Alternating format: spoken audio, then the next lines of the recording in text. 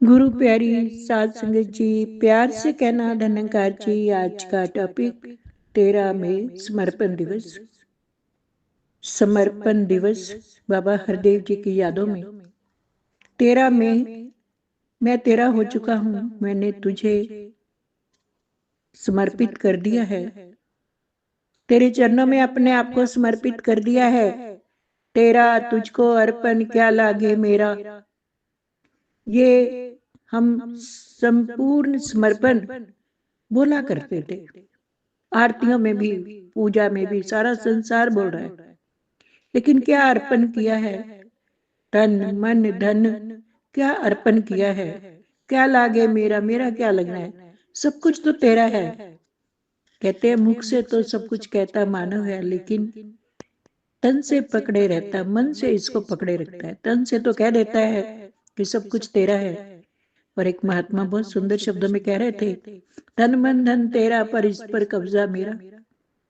कहने को तो मैंने कह दिया। वो एक बात महात्मा समझाते हैं कि एक जगह पर एक परनाला था गांव में, और वो परनाला जहां से निकलता था उस गली में, गली इतनी चौड़ी नहीं थी, आने जाने वाले लोगों को बड़ा परेशान करता था। उसका पानी बाहर निकल आता था, कीचड़ मच जाता था। लोगों ने शिकायत करी, पड़ोसियों ने भी शिकायत करी।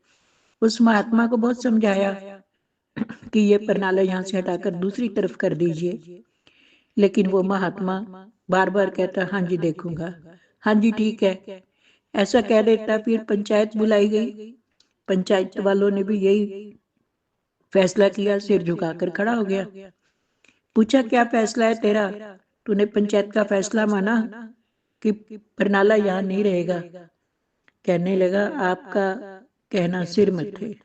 कहकर चला गया। थोड़े दिन बाद देखा परनाला फिर वहीं चल रहा था। फिर पंचायत हुई।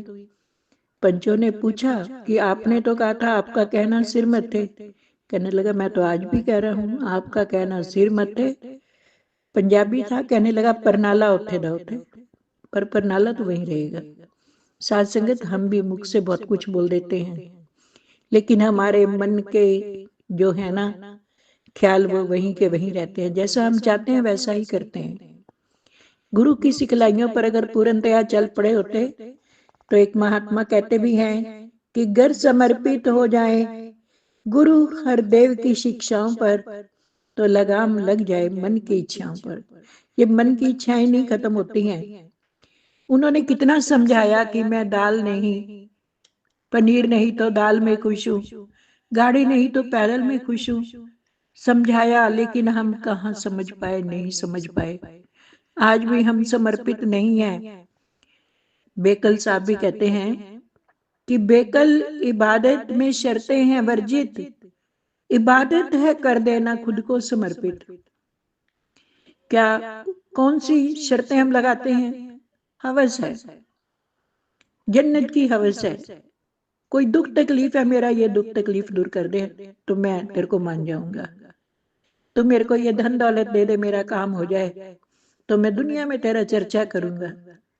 अरे इसका चर्चा नहीं करेंगे तो क्या ये छोटा हो जाएगा? और इसकी चर्चा करने से क्या ये बड़ा हो जाएगा? साध संगत, ये इतना पूर्ण है, इतना संपूर्ण है कि इसमें तिल ना इसके विखे समाये, बड़ा ना होए तो घट ना जाए। ये हमारे कहने से बड़ा छोटा होने वाला नहीं है। लेकिन जिसने भी समर्पण किया, एक बूंद पानी में समर्पित हो गई, समुद्र में समा गई, समुद्र का विशाल रूप प्राप्त कर गई। फायदा हमें होना है, इनको नहीं। नुकसान हम अपना कर रहे हैं समर्पित ना होकर। लटके हुए हैं, एक बूंद समुद्र के ऊपर जाकर लटक गई। हवा का झोंका आया और उड़ाकर ले गया, जाकर उसे कूड़े के ढेर पर डाल दिया। बरसों बरस उस पर चढ़ती रही। साथ संगत, हम भी इसके इतने करीब आकर, इसके चरणों में आकर फिर इधर उधर भटक जाते हैं। साथ संगत, नदी कितना कुछ रास्ते में, पत्थर पहाड़ सब कुछ झेलती हुई कितनी रास्ते की रुकावटें आती हैं, उनको पार करती समुद्र के बीच में जाकर विलीन हो जाती है, समुद्र का रूप धारण कर लेती है। ऐसे ही महात्मा समझा रहे थे कि एक कारीगर निकल रहा था, बड़ा गरीब था, उसके पास ज्यादा पैसे नहीं थे, एक मूर्तिकार की एक पत्थर वाले की दुकान के पास से निकला। बाहर दो पत्थर पड़े थे, मिट्टी से भरे हुए थे। उसने सोचा अगर ये सस्ते मिल गए तो मैं मूर्तिकार हूँ, तो मैं इससे बड़ी सुंदर मूर्ति बना लूंगा। लेकिन दुकान वाला तो उससे परेशान था, उसने तो बाहर रख रखे थे। कहने लगा उठवाई भी मैं दूंगा, पर इनको ले जाओ, कोई खरीदता ही नहीं इन पत्थरों को। कारीगर बड़ा खुश हुआ, थोड़ी बहुत पेमेंट करके वो उन सस्ते में लेकर चला गया। जैसे ही हथौड़ी चलाई, एक पत्थर के ऊपर टुकड़े टुकड़े हो गया। लेकिन दूसरा पत्थर उसके ऊपर छैनी हथौड़ा चला रहा है, मार को सहन कर रहा है, और वो पत्थर सुंदर मूर्ति का रूप धारण कर गया। इतनी सुंदर मूर्ति बन गई कि उसकी पूजा की जा रही है, जय जयकार हो रही है। मूर्तिकार खुश हो गया, क्योंकि उस पत्थर ने अपने आप को समर्पित कर दिया था। छैने हथौड़ी की मार खा ली थी, धूप आंधी को भी सहन कर लिया था, और दूसरा पत्थर पैरों में बिछा पड़ा है। कह रहा है कि आप तो मूर्ति बन गए और मैं आज पैरों में रुल रहा हूँ। वो पत्थर मूर्ति वाला हंसने लगा, मैंने अपने आप को अर्पित समर्पित कर दिया था। इतनी छैनी हथौड़ी की मार खाई और मैं जाकर इस मूर्ति के रूप में आज पूजा जा रहा हूँ। हम भी जब पूर्ण रूप से इसके हर वचन को सहन कर जाते हैं, इसके हर वचन को मान लेते हैं, पूजा करते हैं इसके वचनों की, सतवचनी बन जाते हैं, तभी हम इसके आनंद को प्राप्त कर सकते हैं। जिन पूज्या तिन पूज करावा। अगर हम अर्पण समर्पण हो जाए गुरु हरदेव की शिक्षाओं पर, तो लगाम लग जाए मन की इच्छाओं पर, तो हम संसार में